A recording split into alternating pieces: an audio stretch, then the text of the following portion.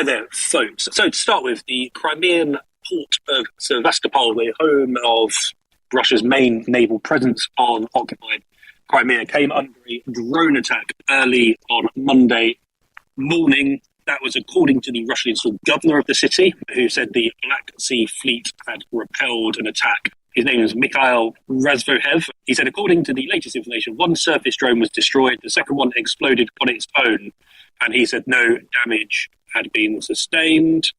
Interestingly, there's a video that we've seen from this explosion.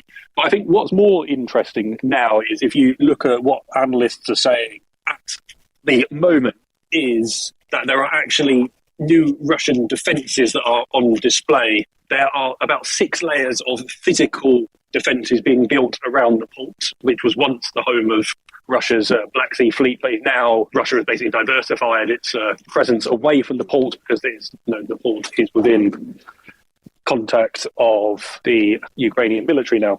So yes, carry on that. The passenger ferry terminals transport services were stopped in the area, but there was no immediate response from Ukraine. I have just gotten off the phone with Alexei Danilov, who's Ukraine's national security advisor. He didn't specifically mention the attack this morning, but he said, look, Crimea, and especially Sevastopol, is well within our sights and within our range. So that kind of alludes to that, yes, maybe the Ukrainians know more than they let on when it comes to these attacks in Crimea.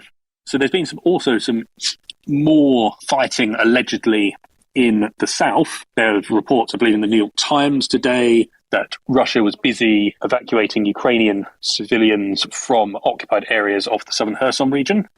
And analysts have suggested that there is geolocated footage of Ukrainian troops on the left bank of the Dnipro River, which is opposite the Kherson city, which was so famously recaptured in November.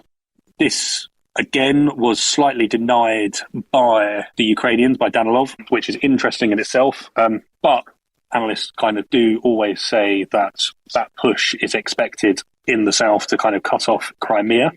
And then we move over to Bakhmut, where a top Ukrainian commander has said his troops were holding the front line in the city of Bakhmut after Russia claimed its forces had secured 2 further blocks on Sunday. We know the fighting is very intense in Bakhmut. It's mainly Russians trying to push centrally now through the middle of the city in the hope of enclosing a small area on the southwest in the hopes of encircling the Ukrainian position there. Ukraine's leader of its ground forces uploaded a image onto Telegram, basically saying, Bakhmut front line, our defence continues. We hit the enemy often unexpectedly for him and continue to hold our strategic lines. Again, I won't give up too much information from this chat with Mr. Danilov because you'll be able to read it in the paper, hopefully in the next day or two. But he said, look, we're still in Bakhmut and our presence is very much there. And then there's been some more updates on the Wagner group of mercenaries. They have been ordered to shoot dead any Ukrainian soldier captured on the battlefield and to cease taking prisoners. The order allegedly came from Yevgeny Prigozhin. He allegedly gave the order directly to his men, and there's a recording of allegedly saying 2 Ukrainian, and it emerged after there's allegedly 2 Ukrainian soldiers caught in a recording saying they were shooting a wounded Wagner fighter. Mr. Prigozhin said, look, we will destroy all of those on the battlefield. We will not take any prisoners. Thank you very much, Joe. James Kilner, can I come to you next? You've been on the Moscow desk over the weekend, so there's a fair number of stories you've been covering. What would you like to pick out for us? Hi, David. Yeah, another busy weekend on the Moscow desk, as we come to expect. The story I've just filed this morning on how MPs in Russia are going to more than double the income tax for Russian workers who are overseas. This is all part of their plan to make ahead of a potential second massive mobilization of men in Russia. If we remember back in September and October, when Russia was mobilizing for the first time since World War II, something like 1 million young men or young people fled overseas, mainly into Georgia, Armenia, and Kazakhstan. And many of these people were remote or worked in Russia's rather highly thought of IT sector. And many of those million odd people have stayed overseas and are working remotely, and the Kremlin is desperately trying to clamp down on that. They previously said that they're going to punish people who think they can just skip out of Russia and dodge what they see as their duty to defend against NATO. Over the weekend, I think we had the most important story. We had reports yesterday These were geotagged reports from Russian military bloggers who they're fairly linked in with the security services. These guys, they're heavily subscribed to and followed, and their intelligence and the way they look at the picture can generally be considered quite interesting, quite good. So they were saying that they geotagged Ukrainian special forces or Ukrainian advanced vanguard forces, say crossing the Dnipro River, which is a huge river which marks the current front line between Ukrainian and Russian forces.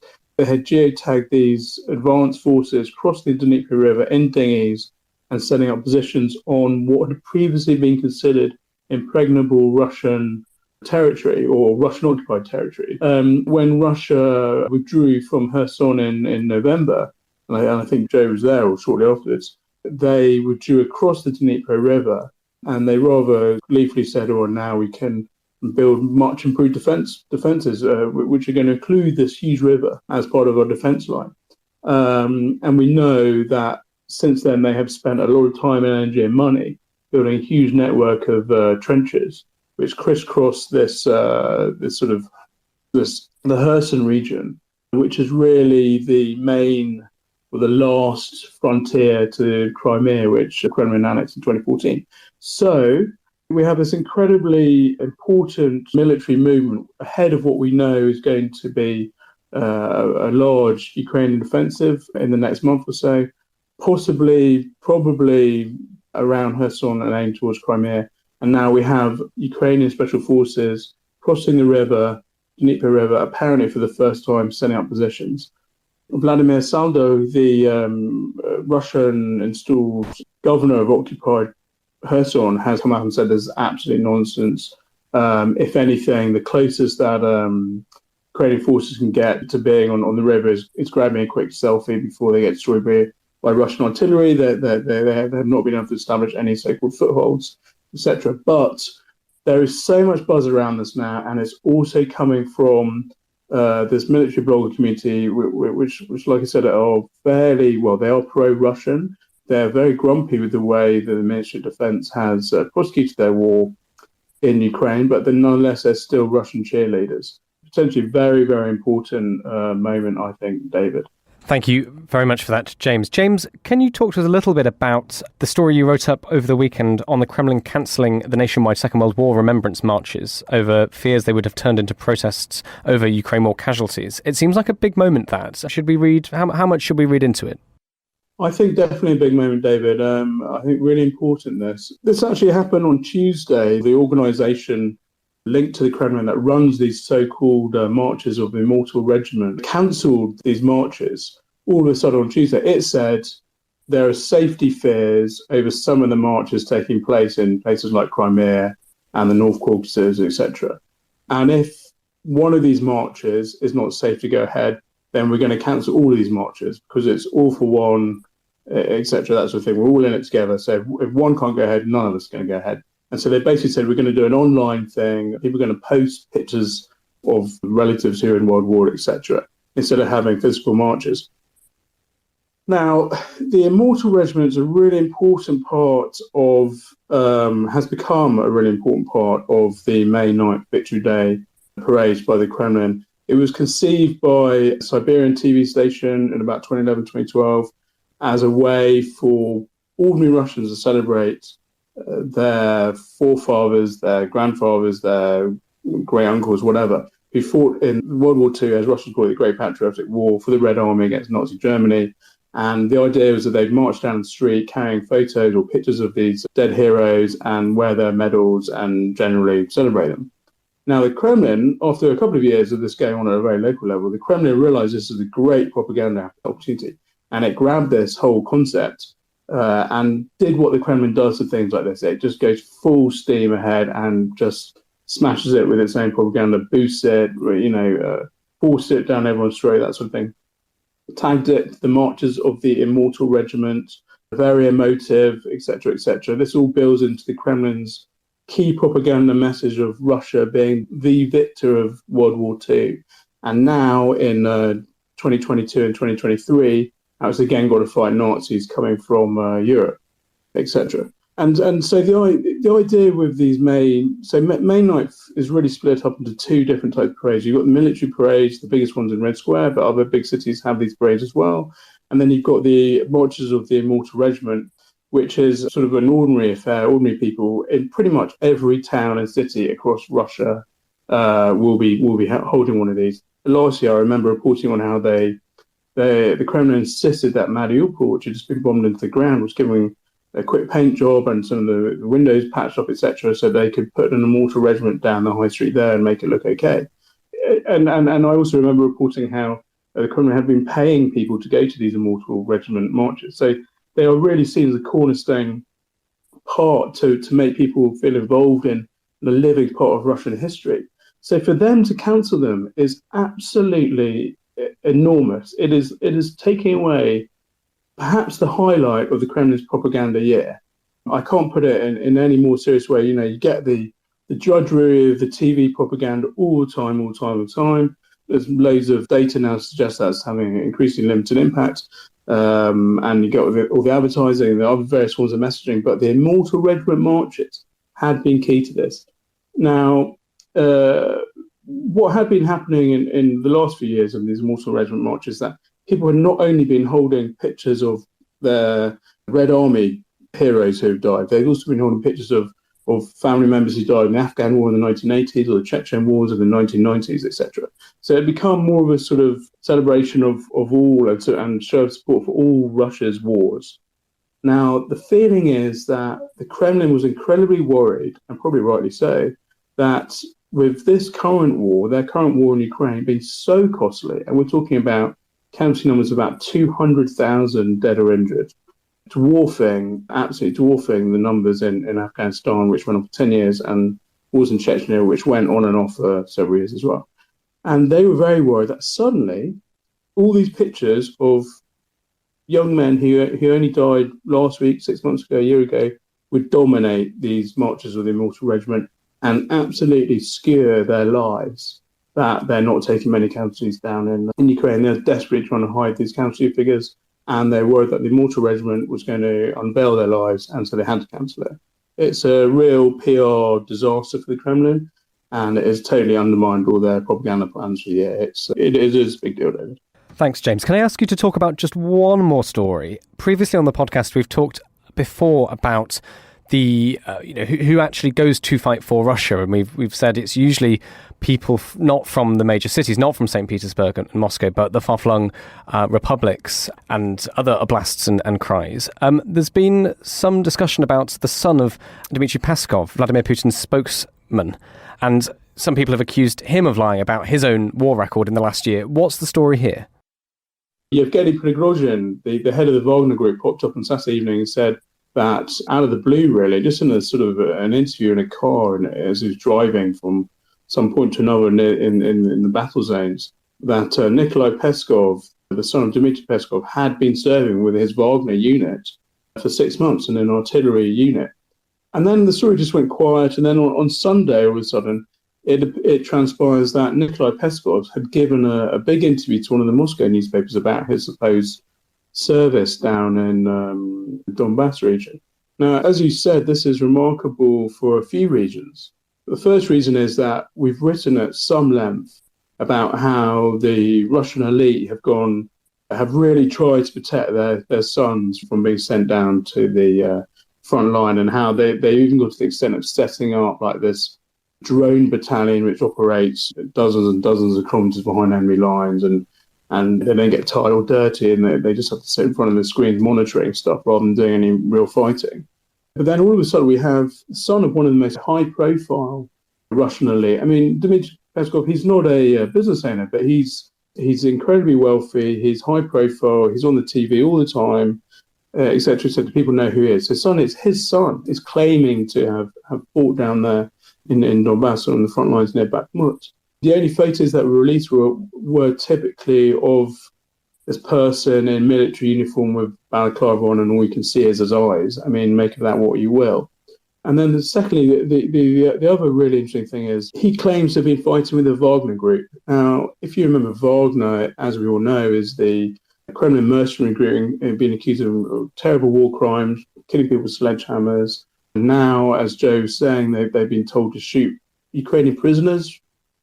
And here we have the son of the Kremlin spokesman saying that he'd chosen to go down to the battle lines, that's one thing, and he'd chosen to go down with Wagner. That is incredible. We've seen the sort of normalization of Wagner as a fighting unit in Russia. We've seen the normalization of mercenaries. We reported on how they recruited from prisoners, murderers and rapists and drug dealers, etc. And then after 6 months, they get pardoned and then they go back to mainland Russia and they often kill and murder. The grandmother of one of my contacts in Russia was murdered by one of these returning Wagner mercenaries a few weeks ago. So we know all about this. And then here we have, this sort of elite guy, this sort of very sort of wealthy, lucky chap, normalising Wagner again. It's just incredible. But just before we go to Francis, James, he's been accused of lying. The accusation is that none of this is true. Why is that?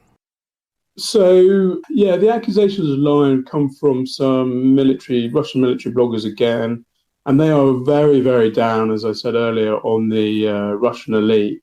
And one military blogger claims to have found Nikolai Peskov's car, this electric Tesla car, driving around Moscow during the 6 months that he says he was fighting down in Bakhmut. And this Russian military blogger also claims to have it on good word from Nikolai Peskov's mates that he loves the car so much he wouldn't let anyone else drive around in it, that sort of thing. Again, we just don't know. It's the photos of this guy down in Bakhmut, they're so unclear. It's so bizarre that he'd be fighting in a Wagner unit. And the story about the cars and the Tesla cars and how it picked up driving fines, etc., as it whizzed around Moscow in November, it just muddies the water even further. Thank you very much for that, James. We'll come back to you later for one more story. But Francis Sternley, can you give us some of the diplomatic updates over the weekend?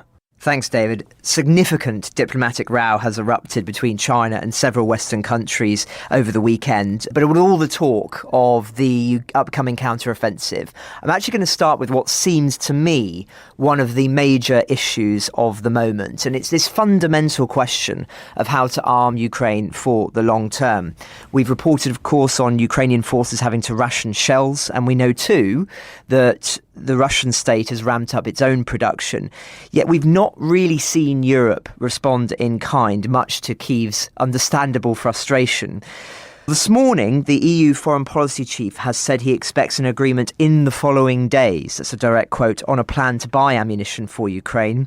Mr. Borrell acknowledged that there was still some disagreement, but nonetheless went on to express confidence that a joint procedural agreement could be reached. I'll read a quote from him.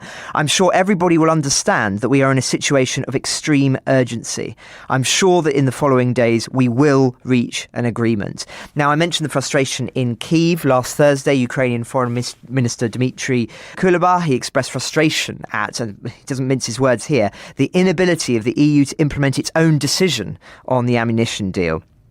And of course, part of the reason for that is due to these disagreements that I just referenced there. For Ukraine, the cost of inaction is measured in human lives. Now, there'll be more on this story as we have it, but as I say, this seems to me an essential question. If the West isn't willing to arm Ukraine in the way that it promised, and as the country clearly needs, then one has to ask why and measure the consequences of that. And that's a subject I'll return to later in the final thought, when I'll try and talk a little bit about the counteroffensive and its geopolitical significance. But first, let's look at this diplomatic row that I alluded to earlier. In brief, China's ambassador in Paris seemed to question, extraordinary, the sovereignty not only of Ukraine, but of all the former Soviet republics, including the Baltic states. So what happened was, on Friday, after we broadcast, he was asked about his position on whether Crimea was part of Ukraine or not. And Liu She, that's his name, said in a French TV interview that historically it was part of Russia and had been offered to Ukraine by the former Soviet leader Nikita Khrushchev. So he went on, and this is the really extraordinary part, he went on to say that the independent sovereign nations that emerged after the fall of the Soviet Union don't have effective status under international law because there is not an international agreement confirming their status as sovereign nations. Now, you can imagine the international reaction to this. Ukraine very quick out of the blocks to rebuke it. Zelensky's aides criticising the comments, calling them absurd. It says if China wants to be a major political player, do not parrot the propaganda of Russian outsiders. He went on, all post-Soviet Union countries have a clear sovereign status enshrined in international law. That is factually true. It is strange to hear an absurd version of the history of Crimea from a representative of a country that is scrupulous about its 1,000-year history. And of course, that's referring to the fact that China is always very keen to big up this idea of continuity, as opposed to, of course, what has actually been a very disrupted history, particularly in the past century, with its own communist revolution and what happened there and the expunging of its culture under Mao and thereof. But I won't go into all of that now. France also very quick to criticise these remarks. Understandably, it's very, I'd go as far as to say, embarrassing, perhaps even humiliating for them, raises fresh questions about the faith Macron has placed in China to act as a mediator between Russia and Ukraine. Other rebukes from the Czech Republic, from Italy, from Britain, all basically saying the same thing, that it's totally unacceptable. And such has been this wave of anger that China has sought to clarify their position this morning, effectively doing something they very rarely do, which is dismiss the remarks of one of their figures completely. So they have said now that they respect the sovereign state status of all former Soviet countries. Quote, China respects the status of the participating republics after the dissolution of the Soviet Union. China respects independence and territorial integrity of all countries and upholds the purposes and principles of the UN Charter. After the collapse of the Soviet Union, China was one of the first countries to establish diplomatic relations with relevant countries.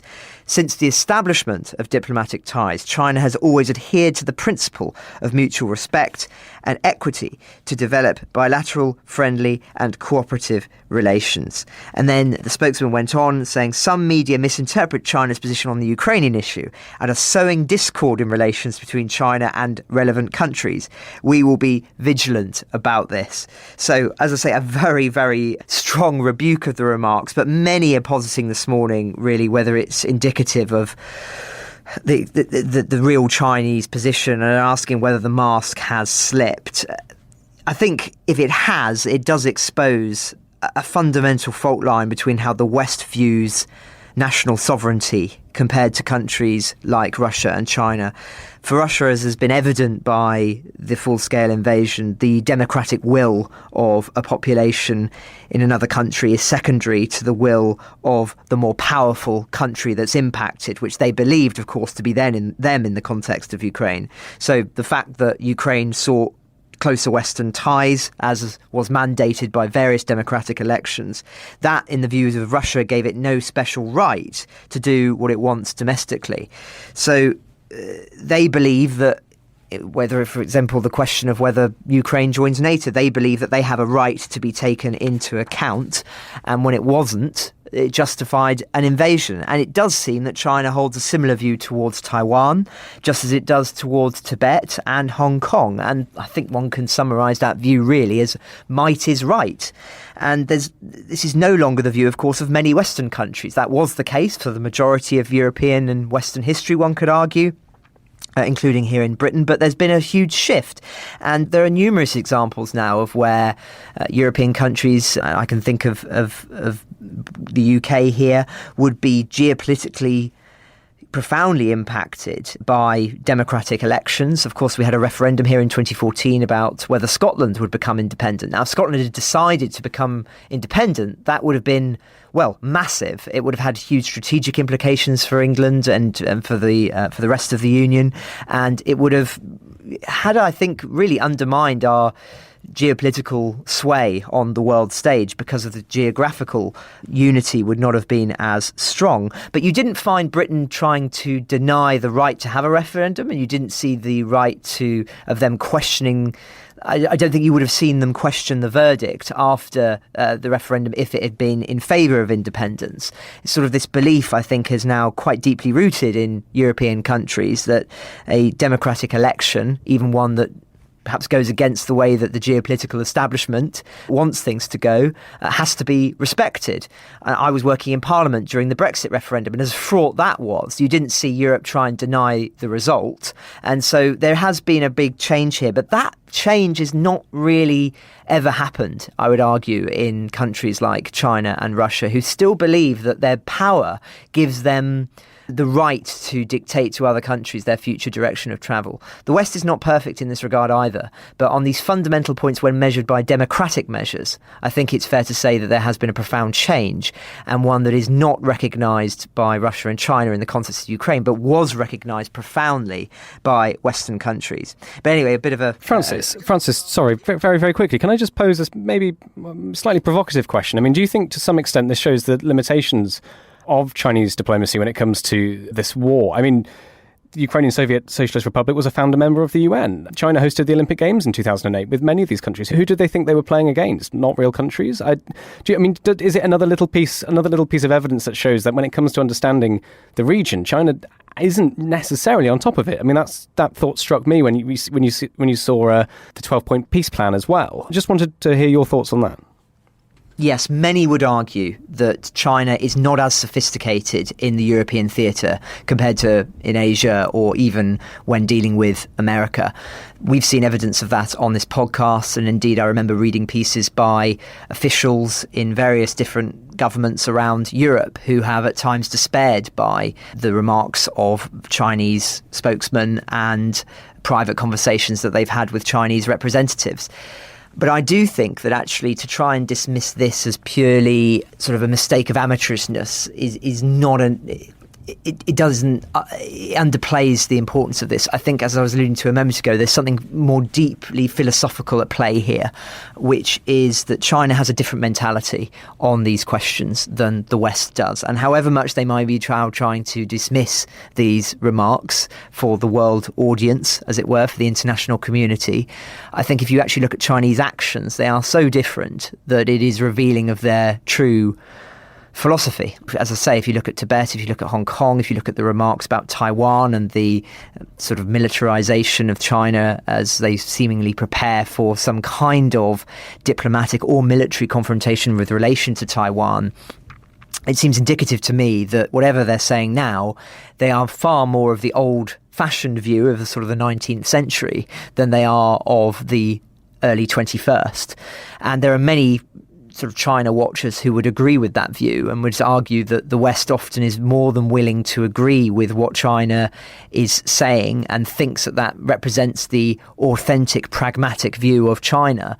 But more often than not, there are instances of where China doesn't do the pragmatic thing, that it does essentially what it wants and is willing to take risks, just as Russia was with relation to Ukraine, because it thinks that the Western response will actually not be that robust. That's the threat, of course, with relation to Taiwan. But if you look at what happened with Hong Kong, it acted in the way and behaved in the way it did in Hong Kong because it believed that there wouldn't be the profound ramifications that perhaps there should have been, whether that be relating to sanctions or whatever. There again, the West made strong words, but now is, if you see with Macron, making all sorts of overtures to China. So I think that this is actually something really, really fundamental here and shouldn't be dismissed as something that's purely just an error, a slip of the tongue, a misunderstanding in translation. It's something more fundamental than that. This is an experienced diplomat. I think he was formerly a diplomat in Canada. So he understands the West. He knows what our mentality is.